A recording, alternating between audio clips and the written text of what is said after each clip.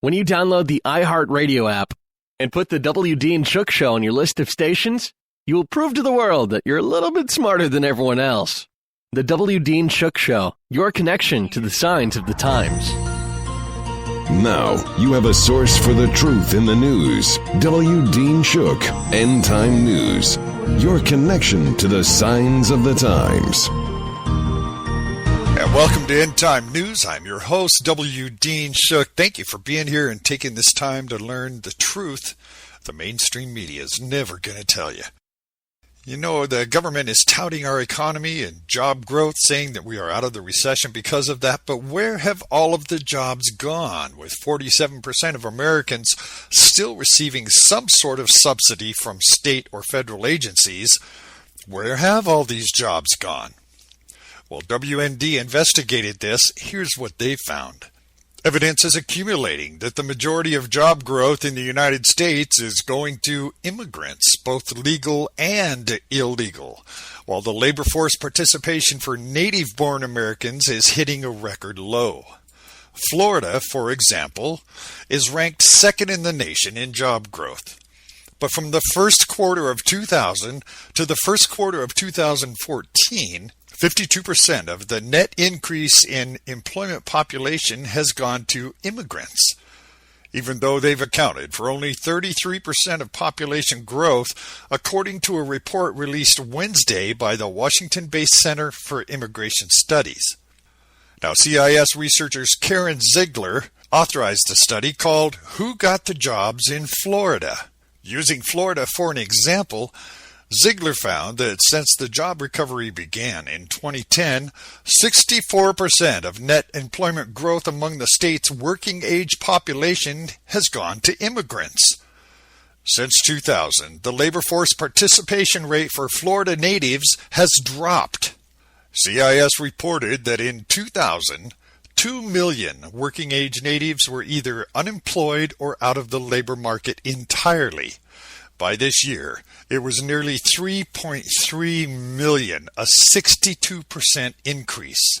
New immigrants took jobs across Florida's labor market, including lower-skilled jobs such as maintenance and construction, middle-skilled jobs such as sales and office support, and higher-skilled jobs such as management and healthcare professionals, according to the report.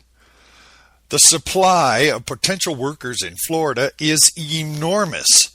500,000 native-born college graduates were not working in the first quarter of 2014, as were 1 million with some college and 1.4 million with no more than a high school education.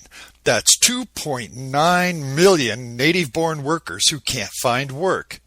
Well, CIS pointed out that in September of 2013, many of Florida's biggest employers, including Disney, American Airlines, UPS, and Honeywell, along with a number of other companies, jointly signed a letter to House Speaker John Boehner arguing that there are not enough workers in the country, skilled and unskilled.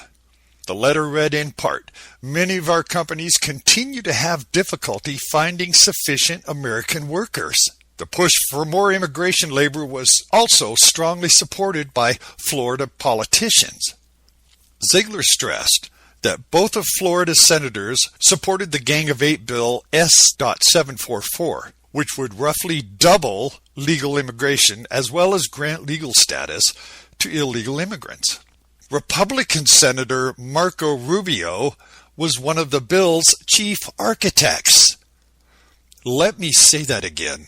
Republican Senator Marco Rubio was one of the bill's chief architects.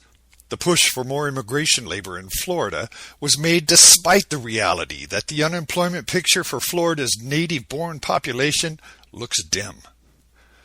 The number of working-age 16 to 65 natives not working is at or near a record high. Their labor force participation is a record low. The labor force participation of Florida's working-age natives ranks relatively low, even though there's been a substantial job growth in the state. Much of the job growth in the state has gone to foreign-born workers, legal and illegal. Thank you very much, Senator Marco Rubio. Well, on a completely different source, I found a related story that I felt just dovetailed perfectly right into this one. I'm going to share this with you. According to Breitbart News, a startling new political science study concludes that corporate interest and mega-wealthy individuals control U.S. policy to such a degree that the preferences of the average American appear to have only minuscule, near zero, statistically non-significant impact on public policy. The startling study, titled Testing Theories of American Policies, Elites, Interest Groups, and Average Citizens, is slated to appear in an upcoming issue of Perspectives on Politics and was authorized by Princeton University professor Martin Gillens and Northwestern University professor Benjamin Page. Well, noted American University historian Alan Lichtman, who highlighted the piece Tuesday in an article published in The Hill, calls Gillens and Page's research shattering. He says their scholarship should be a loud wake-up call to the vast majority of Americans who are bypassed by the government. The statistical research looked at public attitudes on nearly 1,800 policy issues and determined that government almost always ignores the opinions of average citizens and adopts the policy preferences of business interest when shaping the contours of U.S. law. The study's findings aligned with recent trends where corporate elites have aggressively pursued pro-amnesty policies despite the fact that according to the most recent Reuters poll, 70% of Americans believe illegal immigrants threaten traditional U.S. beliefs and customs, and 63% believe immigrants place a burden on the economy. The solution, say the scholars, is a reinvigorated and engaged electorate. That's you and I. If policymaking is dominated by powerful businesses and organizations and a small number of affluent Americans, then America's claim to be a democratic society are seriously threatened, concluded Gillens and Page. You can find these full stories at the website. And of course, I have to report on Planned Parenthood counseling. Anything is normal as long as it's consensual. Now let's get one thing clear before I expose this report. Nearly half of Planned Parenthood's budget is derived from taxpayers. Live Action observes that Planned Parenthood received over $540 million in taxpayer funds in its last reported fiscal year. Also, the abortion industry giant gets tax funding to be a navigator for Obamacare. And at least a portion of the additional $75 million per year for Obamacare appropriates for sex counseling through the Personal Responsibility Education Program called PrEP. This will also go to Planned Parenthood. Here's the report, as reported by Breitbart News.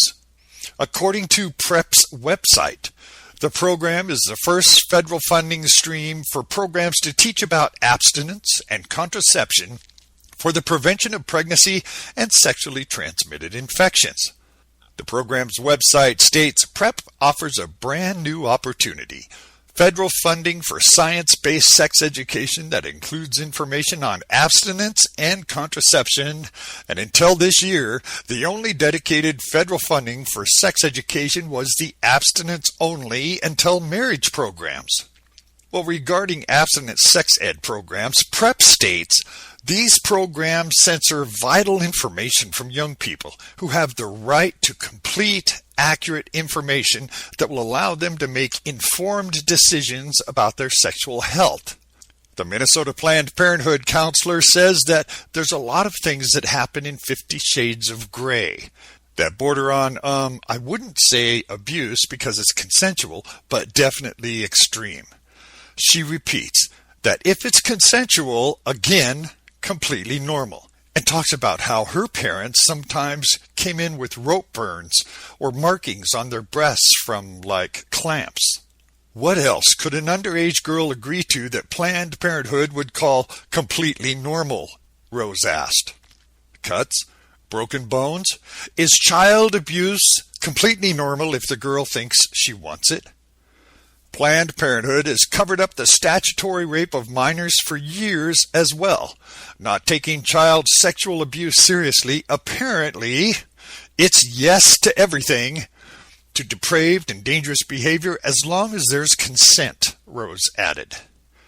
Live Action continues to demand that legislators defund Planned Parenthood of taxpayer money and that superintendents nationwide should expel Planned Parenthood from their schools.